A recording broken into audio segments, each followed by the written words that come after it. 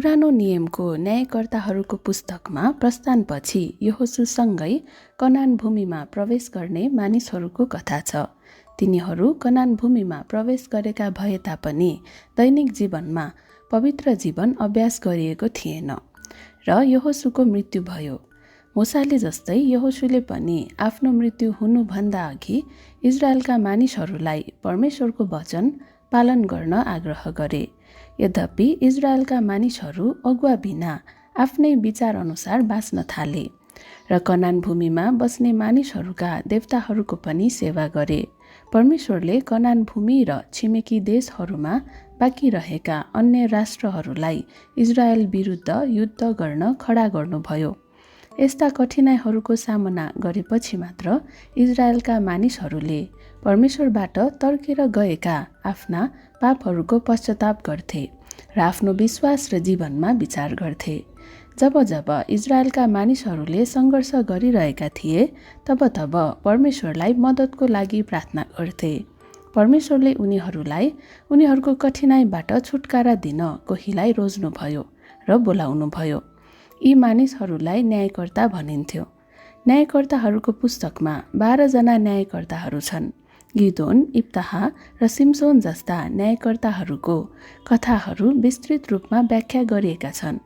तर त्यहाँ न्यायकर्ताहरू पनि छन् जसको कथाहरू धेरै संक्षिप्त रूपमा व्याख्या गरिएका छन्।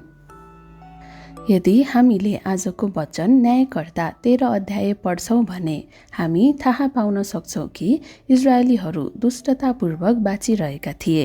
त्यसकारण परमेश्वरले इजरायललाई 40 वर्षसम्म पलिस्ती भनिने राष्ट्रद्वारा शासन हुन अनुमति दिनुभयो। पलिस्तीहरू इजरायलको दक्षिण पश्चिममा अवस्थित मानिसहरू थिए र तिनीहरू कनान भूमिमा सबैभन्दा कुशल फलामका कामदार थिए। आधुनिक शब्दहरूमा तिनीहरूसँग नवीनतम हतियारहरू थिए। इजरायलीहरूले पलिस्तीहरूलाई धेरै बलिया ठानेका थिए वा सायद तिनीहरू यति लामो समयसम्म शासनमा परेकाले तिनीहरूले दुःख भोग्दा पनि परमेश्वरसँग मद्दत मागेनन्। यद्यपि इजरायलीहरूले परमेश्वरलाई बिर्से पनि परमेश्वरले इजरायलीहरूको पीडा र कठिनाइहरू बिर्सनु भएन। इजरायलको दान कुलका मानोह नाम गरेका एकजना मानिसकी पत्नी कहाँ परमेश्वरका एक स्वर्गदूत देखा परे। अब तिमीले एउटा बालक जन्माउनेछौ जसले इजरायललाई बचाउनेछ।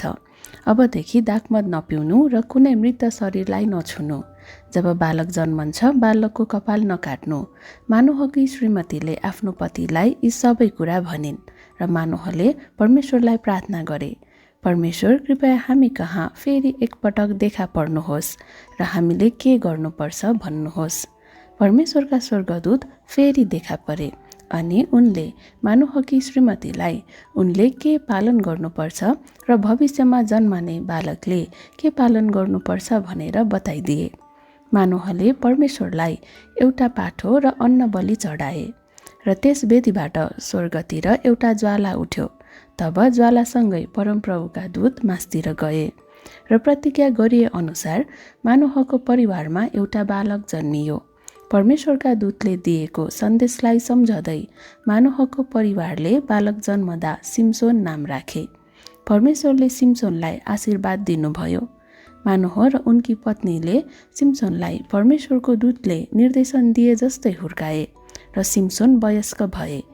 त्यसपछि जब समय आयो परमप्रभुको आत्माले सिम्सोनलाई इजरायल र पलिस्तीहरूको बीचको सिमानामा अवस्थित महनेह दान भनिने ठाउँमा प्रेरणा दिन थाल्नुभयो।